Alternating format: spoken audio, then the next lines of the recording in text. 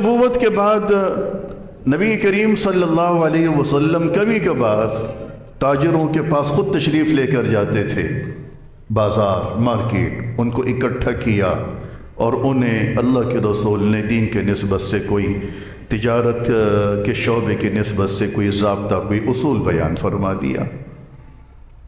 ایک مشہور واقعہ ہے جس میں اللہ کے رسول صلی اللہ علیہ وسلم مدینہ منورہ کے بازار میں تشریف لے کر گئے اور سارے تاجروں کو اکٹھا فرمایا اور پھر انہیں آپ نے ایک خطبہ ارشاد فرمایا جس میں اللہ کے رسول کی یہ نصیحت تھی کہ دیکھو، میں ڈرتا ہوں تمہارے حوالے سے اللہ تعالیٰ کی ذات سے کہ کہیں گزشتہ امتوں پر جو عذاب آیا تھا ان کی تجارت میں کمی بیشیوں کی وجہ سے کہیں تمہارے اوپر بھی وہ عذاب نہ آ جائے۔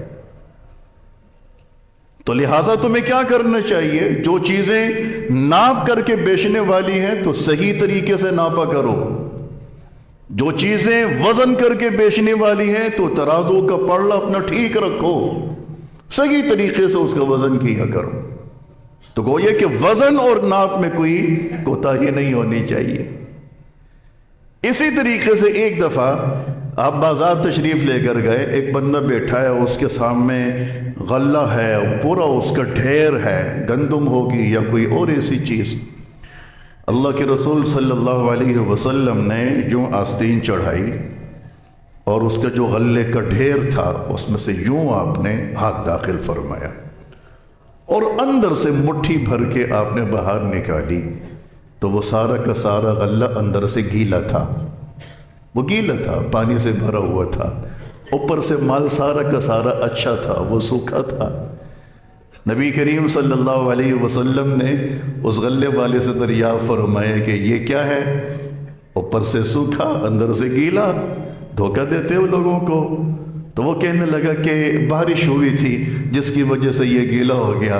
تو رسول اللہ نے فرمایا کہ اچھا، بارش اندر ہوئی تھی، باہر نہیں ہوئی، اوپر بارش اندر جا کر ہوئی کہ اندر والا مال بارش نے گیلا کر دیا اور اوپر والا گیلا کرنے سے بچا لیا۔ تو فرمایا یہ دھوکہ ہے، من غشنا فلیس منا، جس نے ہمیں دھوکہ دیا تو وہ ہماری جماعت میں سے نہیں ہوگا۔ کیا مطلب؟ یعنی مسلمان کسی کو دھوکہ نہیں دے سکتا۔ اسی طریقے سے آپ ذخیر اندوزی کو لے لیجئے، اسی طریقے سے آپ قرض کے معاملات کو لیجئے، اسی طریقے سے آپ سود کے معاملات کو لیجئے۔ نبی کریم صلی اللہ علیہ وسلم نے ایک ایک کر کے ان ساری برائیوں کو مارکیٹوں سے ختم کر دیا تھا۔ یہ تھا اسلامی نظام تجارت۔ اس کا فائدہ کیا ہوا؟ اس کا فائدہ یہ ہوا کہ صحابہ پھر مدینے سے نکلتے تھے تجارت کی غرض سے، دعوت دین کی غرض سے نہیں، تجارت کی غرض سے۔ لیکن جہاں وہ پڑاؤ ڈالتے تھے، جہاں تجارت فرماتے تھے، ان کا نظم، ان کی تجارتی انداز، ان کا نظام، سارا طریقہ کار، اس کو دیکھ کر کافر مسلمان ہو جاتا تھا۔ آپ چائنا کی ہسٹری دیکھیں، آپ دیگر ممالک کی دیکھیں، جہاں جہاں صحابہ کرام گئے اور گئے بھی، میرے الفاظ میں غور کریں، گئے بھی دعوت دین کی غرض سے نہیں، دعوت دین کی غرض سے نہیں، وہ ضمنی غرض تھی، تجارت کی غرض سے۔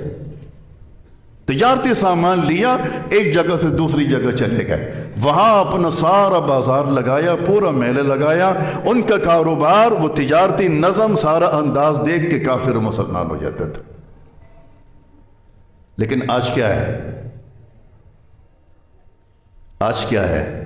جو اصل بات ہے، ایک دو منٹ میں کر کے میں فارغ ہو رہا ہوں۔ اصل بات ہمارے پاکستان میں، اس ملک میں، آپ میں سے بھی بیشتر لوگ ہوں گے، چائنا سے مال منگواتے ہیں، سنگاپور سے مال منگواتے ہیں، ملائیشیا سے منگواتے ہوں گے، کہاں کہاں سے منگواتے ہیں۔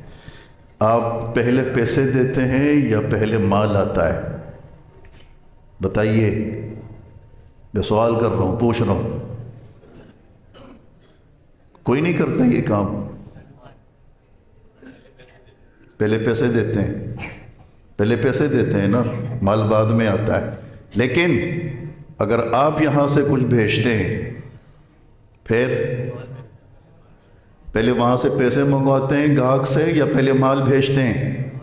پہلے مال بھیجتے ہیں۔ پیسہ بعد میں آتا ہے۔ مطلب یہ ہے کہ ہمارے تاجروں کے اوپر یورپ میں بیٹھا انگریز اعتماد نہیں کرتا۔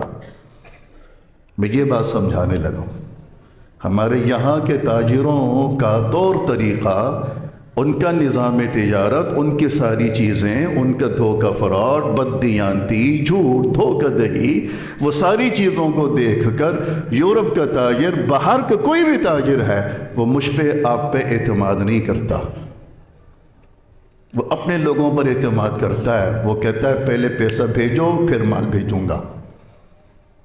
آپ سے کوئی چیز چاہیے، آپ پہلے مال بھیجو، میں بعد میں پیسے بھیجوں گا۔ ہم کہتے ہیں جی جناب لیجیے، ہم آپ کو بھیجنے کے لیے تیار ہیں، پیسے دے دینا۔ یعنی ہمیں یہ اعتماد ہے کہ وہ دے دے گا پیسے۔ وہ کافر ہے، وہ انگریز ہے، لیکن انہیں ہم پہ اعتماد نہیں ہے کہ ہم انہیں پیسے دے دیں گے۔ یہ قابل افسوس بات نہیں ہے؟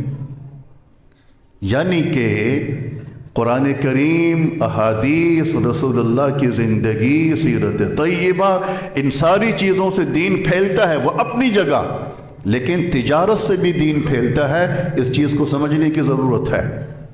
صحابہ کرام نے تجارت کر کے بھی دین پھیلایا ہے، اور دین پھیلا ہے ان چیزوں سے، دین پھیلا ہے ان چیزوں سے۔ تو لہٰذا ہمارا تاجر اسلام اور ملک پاکستان کے لیے بدنامی کا سبب بنا ہوا ہے۔ میرا یہ جملہ سخت ہوگا لیکن برداشت کیجیے، بات درست ہے، بات حقیقت ہے۔ ہمارے ملک کا تاجر اسلام کے لیے اور پاکستان کے لیے پوری دنیا میں بدنامی کا سبب بنا ہوا ہے۔ اپنی زندگی کی طرف توجہ کرنے کی ضرورت ہے۔ جو کام ہم کرتے ہیں ان کاموں کی طرف متوجہ ہونے کی ضرورت ہے۔